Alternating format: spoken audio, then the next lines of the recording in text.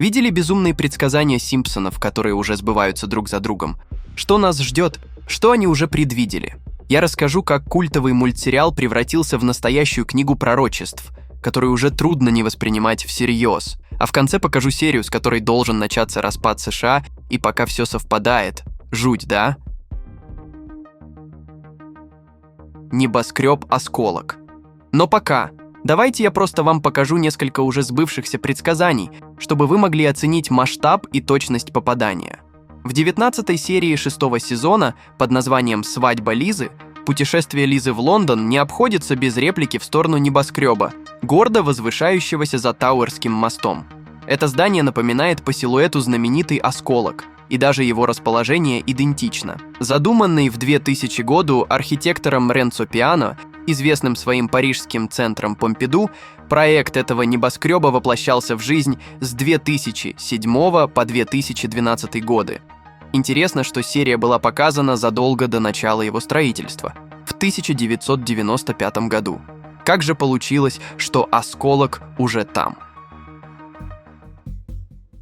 Затонувший батискаф. Или помните недавнюю трагедию, когда глубоководный корабль с миллиардерами затонул возле Титаника? 18 июня, спустя всего 1,5 часа после начала погружения, батискаф «Титан» внезапно перестал выходить на связь. На его борту находились 5 из самых богатых людей планеты, которые решили своими глазами увидеть останки знаменитого «Титаника». К сожалению, это приключение, полное тайн и загадок, обернулось для них смертью. Многочисленные вопросы витают в воздухе. Зачем? Почему? Что именно произошло на глубине? Что они чувствовали? О чем думали в последние моменты? И вот безумие. Подобная ситуация была обыграна и в «Симпсонах», в эпизоде 2006 года. Гомер вместе с сыном отправляется к месту крушения Титаника и находит сундуки с сокровищами. К счастью, в этой версии истории есть хоть какой-то позитивный исход. После потери кислорода и последующей комы Гомер приходит в себя через 3 дня в больнице. Майк Райс, сценарист и бывший шоураннер «Симпсонов», сам трижды спускался к «Титанику» на батискафах Ocean Gate Expeditions и признался, что в каждом погружении они теряли связь с берегом. Видимо, тогда он и решил, что трагедия неминуемо случится с кем-то. Опять совпадение. Частица Бога. А вот совпадение, которое просто невероятно угадать. Во 2-м эпизоде 10-го сезона «Симпсонов», который вышел в 1998 году и получил название «Волшебник Эвергрин Террас», Гомер пытается пройти по стопам Томаса Эдисона и стать изобретателем. В одной из сцен он что-то пишет на доске, что на первый взгляд кажется бессмыслицей. Однако это оказывается сложным математическим уравнением. Саймон Сингх, известный британский научный писатель, в интервью для The Independent отметил, что последнее число, написанное Гомером, удивительно близко к реальной массе бозона Хиггса, субатомной частицы, которую ученые обнаружили в ЦЕРНе в 2012 году. По словам Сингха, если выполнить математические расчеты, число оказывается всего лишь немного больше фактической массы бозона Хиггса. За 14 лет до официального открытия Гомер, казалось бы, предсказал его. Штаны для Давида Микеланджело. В 9-м эпизоде 2-го сезона «Симпсонов», который вышел на экраны в 1990 году, Мардж сталкивается с уроком о цензуре. Жители Спрингфилда возмущаются обнаженной натурой знаменитой скульптуры Микеланджело «Давид» и требуют сделать ее обложку более приемлемой для общественности. В юмористическом ключе, чтобы утихомирить городские страсти, статуя одевают джинсы. Эта сюжетная линия находит отражение в реальных событиях. В 2016 году в Санкт-Петербурге копия Давида также вызвала общественные споры, что даже привело к голосованию о ее дальнейшей судьбе – прикрыть статую или убрать совсем. Более того, в этом году во Флориде одна из школ приняла решение пометить статую как слишком порнографическую для демонстрации детям, что вызвало не меньший ажиотаж. В ответ на это мэр Флоренции пригласил директора школы посетить город и лично оценить шедевр Микеланджело. И даже в 2024 году по всему миру идет такое цензурирование Давида, что даже стало модным трендом. Вот как такое можно предугадать? летающие машины. Но давайте поговорим и про высокие технологии. Летающие машины давно волнуют умы ученых, инженеров и писателей-фантастов. Эта идея, так часто встречающаяся в кинематографе и литературе, находит отражение и в популярной культуре. Например, в сериале «Симпсоны» в эпизоде 2005 года под названием «Драма будущего» Гомер Симпсон тратит все семейные сбережения не только на строительство экстравагантного подводного дома, но и на разработку прототипа летающего автомобиля. В этом вымышленном 2013 году он весело катает своего сына Барта на своем новом изобретении, отражая нашу общую фантазию об удобных и быстрых путешествиях по воздуху. Но какова реальность? Эта сфера активно развивается. Инициативы, такие как проект воздушного такси от Uber, планировавшийся к запуску в 2020 году, и прототип воздушного судна Kitty Hawk Flyer, представленный Ларри Пейджем в 2018 году, подчеркивают значительный интерес и инвестиции в эту область. Однако технические и регуляторные препятствия, включая разработку аккумуляторов, способных выдерживать долгие полеты, и необходимость создания сложной системы контроля воздушного движения, делают полеты на летающих автомобилях на работу пока недостижимыми. Хотя в ближайшие годы ожидается прорыв, поэтому это предсказание выглядит вполне амбициозно. Виртуальная еда. В эпизоде «Симпсонов» под названием «Барт в будущем» Мардж и Гомер погружаются в мир виртуальной реальности, используя специальные очки и трубки для вкушения цифровой пищи. Эта сцена впечатляет и поражает воображение, однако реальный мир все еще далек от того, чтобы предложить подобный опыт в полном объеме. Однако прогресс в этом направлении уже заметен. Уже в 2013 году исследователи из Национального университета Сингапура разработали цифровой симулятор вкуса, который может имитировать различные вкусовые ощущения, воздействуя на язык пользователя с помощью электрических и тепловых импульсов.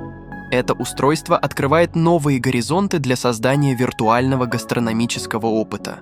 Тем временем исследователи из Корнельского университета обнаружили, что восприятие вкуса сыра улучшается, если его употреблять в приятной виртуальной обстановке. На основе этих данных в Токио был открыт первый ресторан виртуальной реальности, где посетители могут погрузиться в необычную атмосферу и насладиться уникальными гастрономическими ощущениями. Такие технологии могут стать настоящей находкой для людей с ограничениями в питании, например, для диабетиков, которым доступен вкус сладостей без риска для здоровья. Несмотря на потенциал и инновационность таких решений, полноценная замена традиционной пищи виртуальной едой в ближайшем будущем маловероятна. Однако, возможность наслаждаться хрустом виртуальных чипсов, сидя на диване и смотря телевизор, хотя и звучит как фантастика, обладает определенным потенциалом. Я бы точно попробовал. Иванка Трамп. Ну что, Симпсоны предсказали победу Дональда Трампа, знают практически все. Но это не единственное пророчество, которое касается его семьи и политики. В эпизоде «Дом ужасов на дереве 27» 2016 года «Симпсонов» Гомер снова оказывается в центре политической сатиры.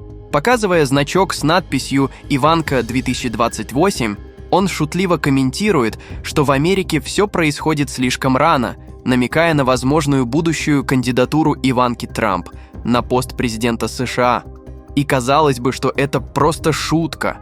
Но в 2018 году Иванка Трамп действительно выразила свое согласие рассмотреть возможность баллотирования в президенты, уточнив, что ее интересует возможность стать первой женщиной президентом США.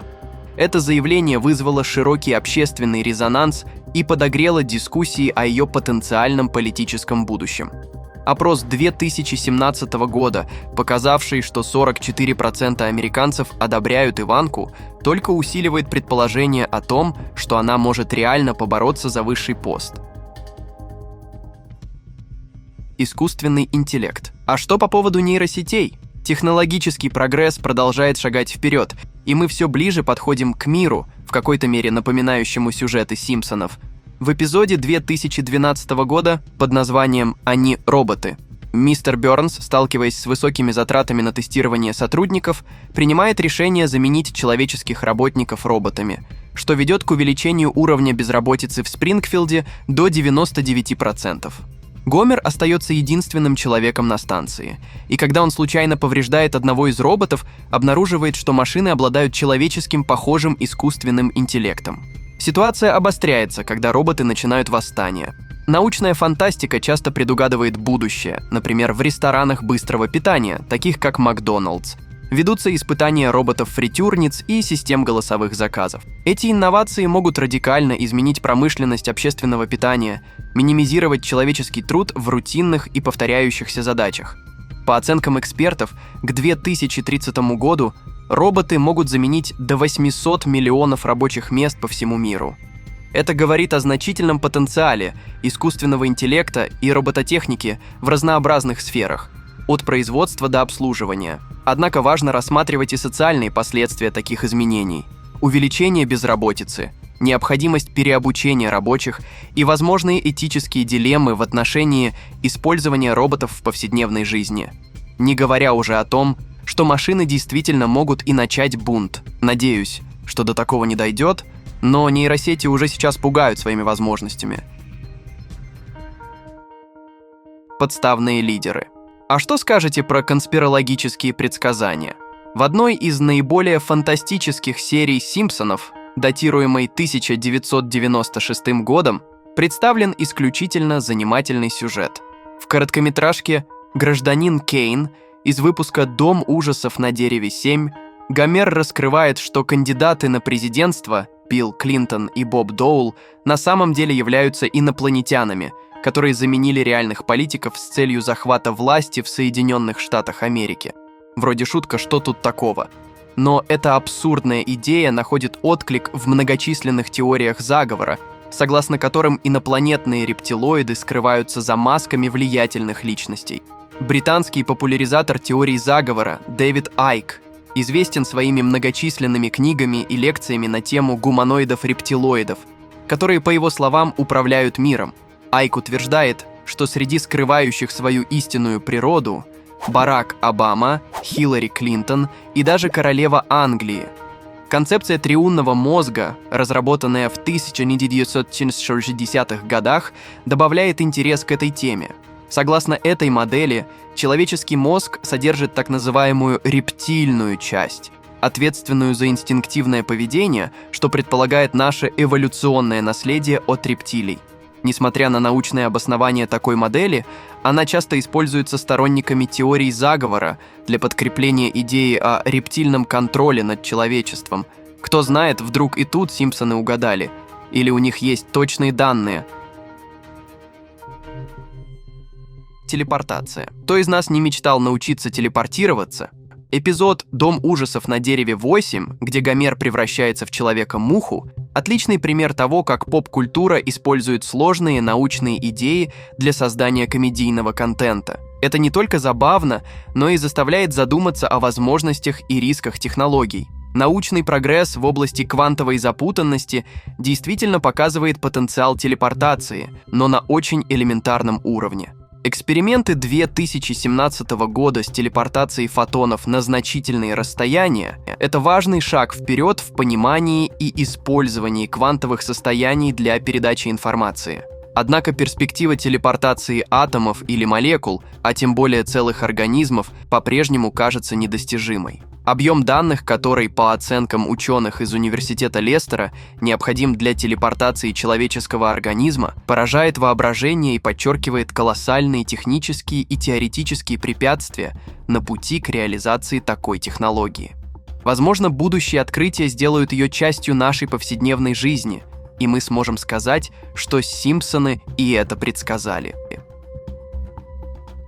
Слежка за американцами. Но знаете, что они точно предсказали? Глобальную слежку. Сцена из «Симпсонов» в кино действительно поразительно предсказала будущее, обнажив широко обсуждаемую тему шпионажа за простыми людьми. Этот момент, когда Мардж отмахивается от опасений Лизы о возможном подслушивании, а затем камера переключается на офис АНБ, где агенты действительно слушают их разговор, стал классическим примером ироничного юмора сериала, который с невероятной точностью отражает реальные общественные проблемы.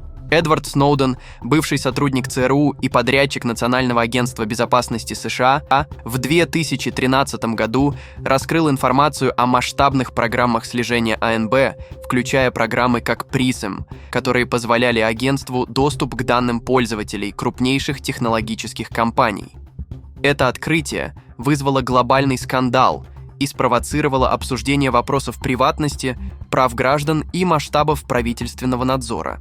Полнометражный фильм «Симпсоны» использовал этот момент для поднятия важной темы, актуальности которой мы стали осознавать только спустя годы после выхода фильма. Техас отделится от США. Ну а помните, обещал рассказать про распад США. Напомню о том разговоре про возможный распад США. Хотя это предсказание еще не осуществилось, оно уже обсуждается. В 2011 году вышел выпуск «Симпсонов» о будущем, 9-я серия 23-го сезона. В этой серии Лиза не может воспользоваться телепортом из-за своей беременности. До нее телепортом пользуются два пассажира, один из которых направляется в независимую республику Техас. Пользователи социальных сетей считают это предсказанием.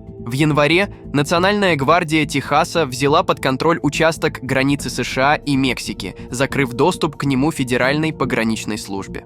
Президент Джо Байден объявил о готовности принять строгие меры. Между тем, губернатора Техаса поддержали 25 штатов. Станет ли Техас отдельной страной, неизвестно. Но из всех штатов США только у Техаса по закону есть право выйти из состава страны.